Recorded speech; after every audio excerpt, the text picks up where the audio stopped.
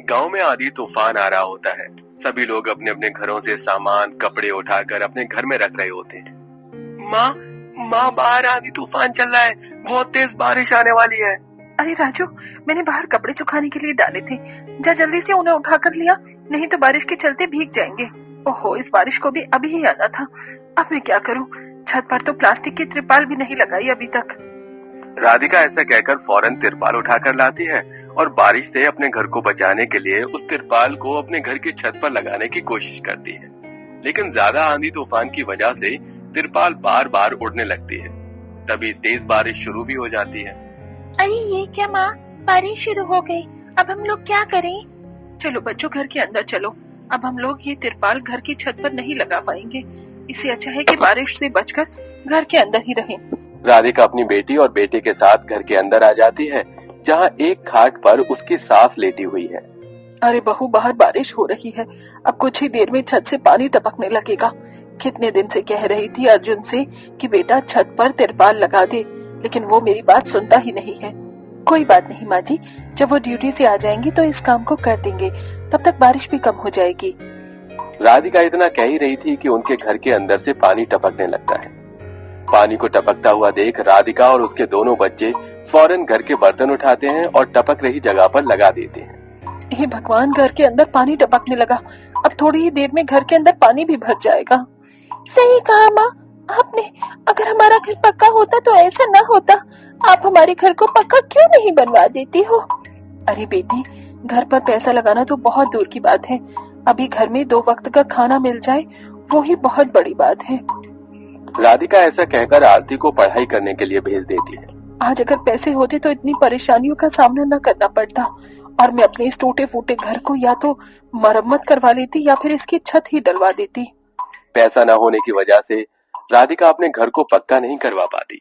देखते ही देखते अब उनके घर में चारों तरफ पानी ही पानी भर जाता है और इधर अमीर घर के बच्चे और माता पिता सभी बारिश में नहा रहे होते हैं। अरे निर्मला, आज भी तुम बिल्कुल वैसी दिखाई देती हो जैसी शादी के समय दिखाई देती थी। पहली बार जब मैंने तुम्हें देखा था तब भी तुम भीगी हुई साड़ी में थी और बहुत जोरों से बारिश हो रही थी। हाँ, सही कहा तुमने, मुझे भी बहुत अच्छे से याद है वो दिन। इतनी तेज बारिश हो रही थी और तुमने मुझे मेरे घर पर छोड़ा था, बस तभी से मैं तुम्हारी फैन हो गई थी। क्या बात है माँ जी, बाबूजी, आपकी बारिश तो कुछ कमाल की ही थी। हमारी बारिश इसके आगे कुछ भी नहीं है। माँ मुझे बॉल दो ना, मुझे बॉल से खेलना है। मैं भी तुम्हारे साथ खेलूंगा। अच्छा बच्चों, ज्यादा देर बारिश में मत खेलना, नहीं तो बुखार भी हो सकता है। जल्दी जल्दी बारिश में नहाकर घर में आ जाना।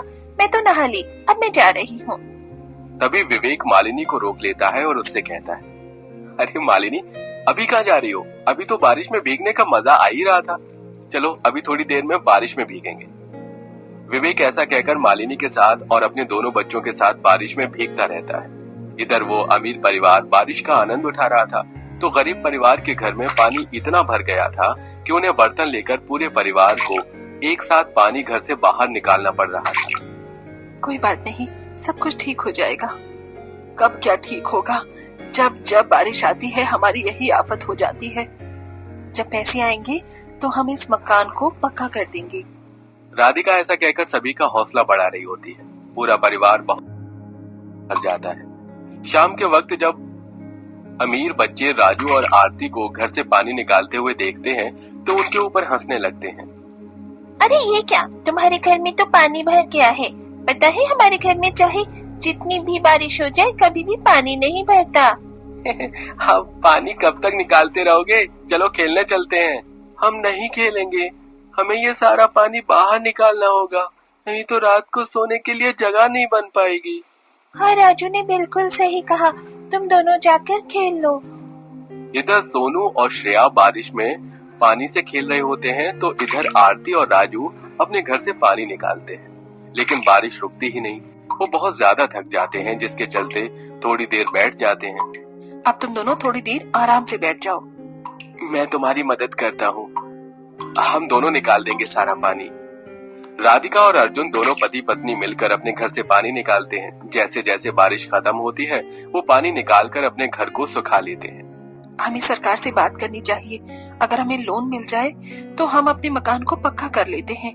सरकार ऐसे लोन नहीं देती, लोन मिलना बहुत मुश्किल है, और फिर अगर हमने लोन ले भी लिया तो उसे चुकाएंगे कैसे? आपने बिल्कुल सही कहा। पूरा परिवार इसी बारे में सोचता हुआ रात बिता देता है, और यहाँ अमीर परिवार बारिश में नहाने के बाद ठंडी ठंडी आइसक्रीम खाते हैं और बाहर से खाना ऑर्डर करते हैं। आज खाना बाहर से ही खाएंगे, मैं आज खाना नहीं बनाना चाहती, मैं थक गई हूँ। मालिनी के कहने पर विवेक सभी के लिए बाहर से खाना ऑर्डर कर देता है। अमीर परिवार बाहर से खाना मंगवा कर खाते हैं और कुछ ऐसे ही छोड़ देते हैं जो उनसे खाया नहीं जाता। तो यहाँ गरीब परिवार के घर का चूल्हा गीला होने की वजह से खराब हो जाता है और उनके घर पर चूल्हा जल ही नहीं पाता। अब मैं क्या करूँ, चूल्हा भी नहीं जल रहा, एक के बाद एक परेशानी आती ही रहती है। शकुंतला इधर से उधर कुछ ईंटें इकट्ठा करती है और उन्हें जोड़कर चूल्हा तैयार करती है। मिट्टी वाला चूल्हा तो खराब हो गया, लेकिन ये ईंट का चूल्हा खराब नहीं होगा। इस तरह राधिका उस पर खिचड़ी बनाकर सभी को खिलाती है। रात को फिर से धीरे धीरे बारिश होने लगती है। जैसे तैसे तो उन्होंने घर से पानी निकाला था, अब फिर से उनकी छत टपकने लगती है। उनकी रात बहुत मुश्किलों से बीतती है। अपनी ये सारी परेशानी देखकर राधिका अपनी पड़ोसन मालिनी के घर आती है। मालिनी दीदी, हमारे घर की छत बहुत कच्ची है, बारिश के चलते छत से पानी टपकता है और घर में भर गया है। बहुत परेशानी हो गई है, बारिश में हमें कुछ पैसे उधार दे दो, हम अपने घर के छत का थोड़ा काम करवा लेंगे। काहे के पैसे दे दो, पैसे क्या पेड़ पर उगते हैं? मेरे पास कोई पैसे वैसे नहीं है, चले जाओ यहाँ से और दोबारा यहाँ मत आना। मालिनी ऐसा कहकर राधिका को वहाँ से भगा देती है।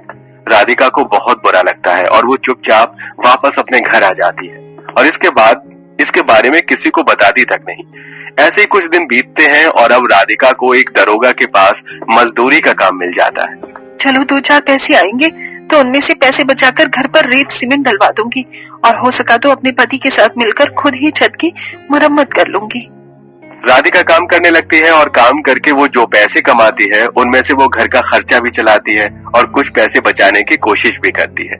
जो पैसे वो बचाती है उन पैसों से वो रेत, बदरपुर और सीमेंट खरीद लेती है, जिसके चलते वो खुद अपने पति के साथ मिलकर अपनी छत की मरम्मत धीरे धीरे करने लगती है। ऐसे ही धीरे धीरे उनकी घर की मरम्मत हो जाती है और अब उनके घर में पानी टपकना बंद हो जाता है। लेकिन इधर अमीर घर पर छापा पड़ जाता है। जिस जमीन पर उनका घर था वो गैर कानूनी जमीन थी। देखो, अब तुम्हें यहाँ से ये घर खाली करना होगा। ये घर सरकार की जमीन पर बना हुआ है, इस पर तुम्हारा अब रहने का कोई अधिकार नहीं है। ये कैसे हो सकता है? सालों से हम यहाँ रह रहे हैं, ऐसा पहले कभी नहीं हुआ। तुम बहुत सालों से यहाँ बिना टैक्स दिए रह रहे हो, तो सरकार तुमसे और पैसे वसूल लेगी। इससे अच्छा है कि तुम इस जगह को ही खाली करके चले जाओ। ऑफिसर ऐसा कहकर उन्हें खाली करने के लिए कहकर चले जाते हैं। अब अमीर परिवार को अपना आलीशान घर छोड़कर बेघर होना पड़ता। के सिर पर छत तक नहीं थी। उनकी ये परेशानी देखकर राधिका उन्हें अपने घर में पनाह देती है। अरे मालिनी दीदी, इतने सालों से आप हमारी पड़ोसन हो, अब आपके ऊपर इतनी परेशानी आई है तो अब हमारे घर पर आप रह सकती हो, कोई परेशानी वाली बात नहीं है। ये सुनते ही मालिनी को वो दिन याद आ जाता है जब राधिका ने उसे अपने घर की छत की मरम्मत करवाने के लिए पैसे मांगे थे। मुझे माफ कर देना, तुमने मुझसे मदद मांगी थी और मैंने तुम्हारी मदद भी नहीं की थी, लेकिन आज तुमने मेरी मदद बिना कहे की, शायद इसलिए आज हमारा ये हाल हुआ है। कर्मों का फल हमेशा जल्द ही प्राप्त हो जाता है, शायद मुझे मेरे कर्म का फल पूरे परिवार के साथ मिला है। इस तरह मालिनी अपनी गलती को स्वीकार करती है। कुछ दिन वो राधिका के घर पर रुकती है और जब विवेक घर का इंतजाम करता है तो वहाँ से चली जाती है। अब गरीब परिवार की भी बारिश धीरे धीरे ठीक से जाती है। उन्हें पहले की तरह ज्यादा परेशानी उठानी नहीं पड़ती। वो कहते हैं ना, गरीब के लिए कोई भी मौसम बदल जाए लेकिन वो फिर भी परेशान रहता है, क्योंकि उसके सारे हालात पैसों से जुड़े। और कभी 2 पैसे आ जाए तो मुश्किल से खुश हो जाते हैं और वहीं उनके लिए नया मौसम होता है। ऐसा ही कुछ सुरभि और किशोर के साथ था। गर्मी के कारण कूलर पंखे से तो जैसे जैसे संघर्ष कर रहे थे, लेकिन अब मॉनसून का मौसम आ गया था जो उनकी जिंदगी में कड़कती बिजली की तरह उन पर पड़ने वाला था। ओह मोहन बेटा, तू पढ़ता क्यों नहीं है? बाहर क्यों खेल रहा है? चल चुपचाप यहाँ बैठ और किताब पढ़। देख, मैं तुझे ट्यूशन नहीं पढ़ा सकती, इसीलिए मेरी बात तो सुन ले। माँ, मेरा पढ़ने का मन नहीं करता, सुबह स्कूल गया तो था। चुप, बिल्कुल दोबारा ऐसा कहा ना तो मुझसे बुरा कोई नहीं होगा। तू जानता है तेरे पापा कितनी मुश्किल से तेरे लिए पैसे लाते हैं, हम सबका ख्याल रखते हैं, 2 वक्त का खाना देते हैं, और तू तो पढ़ना नहीं चाहता। मैं ही जानती हूँ जो लोग पढ़ते नहीं हैं, उनकी नसीब ऐसे गरीबी से भरा हुआ होता है। ऐसे ही करेगा तू भी? अच्छा अच्छा, पढ़ रहा हूँ। बहू, बच्चे कच्ची मिट्टी के होते हैं, उन्हें जहाँ ढालते हैं वहीं ढल जाते हैं। इसीलिए मैं जानती हूँ तू पढ़ने के लिए बच्चों पर जोर दे रही है, लेकिन तू जितना डांट रही है इससे वो बिगड़ भी सकता है, इसलिए ज्यादा मत चिल्लाया कर। मैं जानती हूँ माँ जी, इसीलिए उसके भविष्य की चिंता मुझे हमेशा सताती रहती है। अच्छा, तूने खाने में क्या बनाया है? 3 आलू पड़े थे माँ जी, तरी की सब्जी वाली बना दी है, जिससे सब रोटी ढंग से खा पाए। ठीक है। सास अपनी पूजा पाठ में लग जाती है, सुरभि खाना बनाने में लग जाती है और उसका बेटा पढ़ रहा होता है। तभी बादल के गरजने की आवाज आती है और झमाझम बारिश होने लगती है, जिससे उनकी छत से बूंदें टपकने लगती हैं। अरे भगवान, ये क्या हो रहा है? कढ़ाई में पानी पड़ गया। माँ जी, चूल्हे के ऊपर की छत टूट रही है। अरे बहू, सिर्फ यहाँ की नहीं बल्कि जहाँ हम सोते हैं उस बिस्तर पर भी पानी आ रहा है, और मंदिर में भी। ऐसे तो सारा ही सामान भीग जाएगा। माँ जी, मैं जल्दी से सामान हटा देती हूँ और बर्तन रख देती हूँ। अरे मोहन बेटा, तू कैसा बैठा हुआ है? तेरी किताब भीग रही है, उठ जा यहाँ से। हाँ हाँ माँ। सास बहू दोनों परेशान होकर छोटे छोटे बर्तन टपकती हुई जगह पर रख देते हैं, जिसमें पानी भरने लगता है तो थोड़ी राहत मिलती है। लेकिन कुछ देर बाद ही वो बर्तन भर जाते हैं, तो सास और बहू को वो पानी बाहर उठा उठाकर फेंकना पड़ता है। उसी समय सामने अमीर मिताली अपने बेटे के साथ बारिश में मजे कर रहे होते हैं। अरे वाह, बारिश का मौसम कितना सुहाना लग रहा है। आखिरकार मानसून आ ही गया। अब तो रोज पकौड़े बनेंगे, ठंडी ठंडी हवा चलेगी। शिवू बेटा, तुम क्या कर रहे हो? माँ देखो, मैंने कागज की एक नाव बनाई है, कितनी अच्छी लग रही है ना। अरे, आप मेरे लिए फेवरेट पकौड़े क्यों नहीं बना रहे हो? बना दो ना माँ। अच्छा अच्छा बेटा, मैं तेरे फेवरेट पकौड़े बना देती हूँ, चिंता मत कर। अरे सुरभि, ये तुम बार बार पानी क्यों फेंक रही हो? ओहो, तुम लोगों की गरीबी तुम पर भारी पड़ रही होगी। छत से पानी टपक रहा होगा ना? हाँ, छत से पानी टपक रहा है, इसीलिए। अच्छा, पर मैं तो पकौड़े बनाने जा रही हूँ। मेरा बेटा पकौड़े की डिमांड कर रहा है। तुम लोगों से अच्छे तो हम लोग हैं, अमीर हैं, कम से कम घर भी मजबूत है। ऐसी परेशानी तो नहीं है। तुम लोगों के तो सोते समय भी मुंह पर पानी टपकेगा शायद। कैसे गुजारा करोगे अपना? गुजारा तो छोड़ो, तुम तो मेरी तरह पकौड़े बनाकर भी नहीं खा सकते। So sad. मिताली जी, आप हमारे जले पर नमक छिड़क रही हैं। आप ऐसा कैसे कर सकती हैं? हमारी परेशानी नहीं समझ सकती तो कम से कम हमें और परेशान मत कीजिए। हद है, मैंने तुम लोगों को कुछ भी नहीं कहा है। तुम्हारी सिचुएशन ही ऐसी है तो मैं क्या करूं? बस बाय। शिवू बेटा, बहुत भीग लिए, अब अंदर चलो, कपड़े चेंज कर लो। तुम्हारे पास तो कपड़े भी अच्छे हैं, और हमारे घर में पानी थोड़ी ना टपकता है, तो हम और बाहर रहकर क्या करेंगे? चलो पकौड़े खाएंगे। ओके मामा, मैं तो पकौड़े खाऊंगा पनीर वाले, और आलू के जरूर बनाना मामा। हाँ बेटा। मिताली अपने बेटे को लेकर घर में चली जाती है और पकौड़े बनाकर खिलाती है, और जानबूझकर खिड़की की तरफ बैठती है, जिससे कि बार बार गरीब सास बहू को बाहर पानी फेंकते समय वो दिखाई देती रहे। यही देखकर मोहन भी पकौड़े की जिद करने लगता है। माँ, मुझे भी पकौड़े खाने हैं, बना दो ना। शिबू भी अपनी मम्मी से पकौड़े बनवा कर खा रहा है, आप भी मेरे लिए बना दो। बेटा, तुझे दिखाई नहीं दे रहा बारिश की वजह से घर में कितनी परेशानी हो रही है? इस टपकती छत में कैसे पकौड़े बनाऊं? और पकौड़े बनाने का सामान भी नहीं है। जरा सा भी तेल में पानी पड़ गया तो हम ही परेशान होंगे। हाँ मोहन बेटा, समझने की कोशिश कर। नहीं, मुझे नहीं समझना, मुझे पकौड़े चाहिए। मैंने थोड़े दिन पहले भी आपसे बोला था, आप लोग मेरी बात क्यों नहीं सुनते? कुछ भी अच्छा सा कानून नहीं बनाते। इससे तो अच्छा मैं इस गरीब घर में पैदा ही नहीं हुआ होता। सुरभि मोहन को एक चाटा मारने वाली होती है, तभी उसका पति आकर हाथ रोक लेता है। सुरभि, ये तुम क्या कर रही हो? वो बच्चा है, जिद तो करेगा, इसका मतलब ये नहीं कि हम उसे बार बार मारे। हाँ जी, तो आप बताइए ना, मैं क्या करूं? सोएंगे कैसे? मुझे ये समझ नहीं आ रहा। सोने वाली जगह पर ही ज्यादा पानी गिर रहा है। आज तो मैं कुछ नहीं कर सकता, कल कोशिश करूंगा। मालिक से पैसे लेकर तिरपाल खरीद लूं। घर की मरम्मत में 10 से 15 हजार रुपए लगेंगे, और मैं अभी वो जुटा नहीं सकता। सास बहू दोबारा से बाहर पानी फेंकते हैं। बारिश कम हो जाती है तो सब लोग बैठकर शांति से खाना खा लेते हैं और वहां से सफाई करके बिस्तर बिछाकर सोने लगते हैं। फिर रात के 2 बजे धीरे धीरे बूंद टपकने लगती है, जिससे सुरभि किशोर जाग जाते हैं। किशोर जी, अगर मोहन उठ गया तो फिर रोने लगेगा और सोएगा भी नहीं। इसे कल स्कूल भी भेजना है।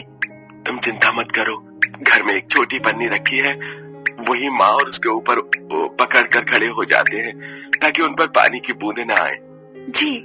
किशोर फटाफट से एक पन्नी को साइड से काट देता है, जिससे वो खुलकर बड़ी हो जाती है और दोनों पति पत्नी उसे पकड़कर खड़े हो जाते हैं, जिससे दादी और पोता दोनों आराम से सोते हैं। हे भगवान, 1-2 घंटे हो गए हैं। ये बारिश कब रुकेगी किशोर जी? अगर नहीं थमी तो हमें माँ और अपने बेटे के लिए तो करना ही पड़ेगा। जहाँ एक तरफ एसी के अंदर अमीर लोग बड़ी चैन से अपने मखमल के बिस्तर पर सो रहे थे, दूसरी तरफ सुरभि और किशन का सोना मुश्किल हो गया था, क्योंकि वो पूरी रात पन्नी लेकर खड़े रहते हैं। अगले दिन वो अपने बेटे को स्कूल में भेज देती है, जहाँ अमीर शिबू अपने लंच के बढ़िया खाने की वजह से मोहन को चिढ़ाता है। तो कितना बोरिंग खाना लाता है, दाल चावल खिचड़ी, कभी आलू प्याज रोटी। देख, मेरी मम्मी ने आज मैगी बनाकर भेजी है। हाँ, तो मैं क्या करूँ? खा ले तू, मुझे क्यों बता रहा है? मोहन गुस्से में अपने डेस्क पर बैठ जाता है और घर आकर अपनी माँ के सामने टिफिन वापस रख देता है। कुछ दिन बीत जाते हैं। बारिश की वजह से गरीब सुरभि बहुत परेशान थी। रोज रोज उनके बिस्तर भीग जाते थे, तो कभी बिस्तर वाली जगह, कभी कभी अपने बेटे को सुलाने के लिए दोनों पति पत्नी ऐसे ही पन्नी लेकर खड़े हो जाया करते थे और फिर दोनों को पानी भर जाने की वजह से घर के बाहर पानी भी निकालना पड़ता है और आए दिन मिताली उनकी परेशानी पर और हंसती है। क्या हुआ, अभी भी तुम लोगों के घर में बारिश हो रही है क्या? तुम लोगों का सही है, घर के बाहर भी बारिश, घर के अंदर भी बारिश, बाहर आने की जरूरत ही नहीं है। मिताली बेटी, तुम्हें किसी की गरीबी पर ऐसे हंसना नहीं चाहिए। जब तुम परेशानी में पड़ोगी ना, तब तुम्हें एहसास होगा, लेकिन हम नहीं चाहते कि तुम ऐसी परेशानी तुम पर कभी आए। ओ माता जी, मेरी पत्नी को कुछ मत कहिए, अपने ऊपर ध्यान दीजिए। मिताली, अंदर चलो, बारिश हो रही है, गर्मा गर्म पोहा तो बना दो। हाँ, क्यों नहीं। मिताली और केशव का बेटा दूसरे कमरे में सोया हुआ होता है और वो दोनों पोहा लेकर बेडरूम में खाने के लिए एसी ऑन करते हैं कि उनकी दीवार में सीलिंग की वजह से करंट आ गया होता है। दोनों करंट का झटका खाकर बेहोश हो जाते हैं और फिर शिवू अपने माता पिता को देखता है तो वो बहुत रोता है। उसके रोने की आवाज से सामने वाले गरीब लोग उन्हें अपने घर में ले आते हैं। हे भगवान, इतनी बारिश में हम इन लोगों को कहीं और नहीं ले जा सकते, इसलिए डॉक्टर को यहीं बुला लेते हैं। पता नहीं ये कैसे बेहोश हो गए। किशोर बेटा, जा तो डॉक्टर को लिया, इनका बेटा भी बहुत रो रहा है। बेटा बस बस चुप हो जाओ। मोहन, ये तुम्हारा दोस्त है ना, इसे चुप कराओ। शिबू तो तू चुप हो जा, तेरे मम्मी पापा को कुछ नहीं होगा, डॉक्टर अभी उनको ठीक कर देंगे। Mummy papa. तभी केशव बारिश में भीगकर डॉक्टर को उनके पास ले आता है और डॉक्टर उनका इलाज कर उन्हें दवाई दे देते हैं। कुछ देर बाद वो होश में आ जाते हैं तो गरीब सुरभि और किशोर उन्हें घर में ही रखा दाल चावल खिला देते हैं। मिताली, इसे खा लो, क्योंकि तुम्हें डॉक्टर ने दवाई लेने के लिए बोला है। इससे भी तुम्हें ताकत मिल जाएगी। अब तुम कैसा महसूस कर रही हो? ठीक लग रहा है। बेटा, तुम लोगों को क्या हुआ था? वो शायद माँ जी बारिश की वजह से दीवार में सीलन हो गई। इसी को चालू कर रही थी कि हम दोनों को करंट लग गया। पहले हमें वहाँ की तारों की फिटिंग करवानी पड़ेगी और रात में तो ऐसा कुछ नहीं हो सकता। कोई बात नहीं, आज रात को आप हमारे बिस्तर पर ही सो जाइए, हमारी चिंता मत कीजिए। बारिश भी बंद हो गई है तो हम जमीन पर सो जाएंगे। सच में आप बहुत बड़े दिल के हैं, हम दोनों की गलती को माफ कर दीजिए। आपने हमारे बच्चे का ख्याल रखा, हमारी जान बचाई। इसके बदले में हम भी आपकी मदद करेंगे और आप हमें मना मत करिएगा। अरे माफी की कोई बात नहीं, पहले आप ठीक हो जाइए, फिर बात की सोचते हैं। इस तरह वो सब लोग साथ में खाना खाते हैं। गरीब लोग अपने बिस्तर देकर उनका अच्छे से ख्याल रखते हैं। अगले दिन अमीर मिताली के घर में सीलिंग ठीक होती है और बिजली के तारों की फिटिंग हो जाती है, जिसके बाद वो अपने घर में सुरक्षित रहते हैं। पर बदले में गरीब परिवार के घर की अच्छे से मरम्मत करवा देते हैं। जिसके बाद उन्हें बारिश में भीगे बिस्तर पर नहीं सोना पड़ता और इस तरह दोनों अमीर गरीब पड़ोसी हंसी खुशी रहने लगते हैं।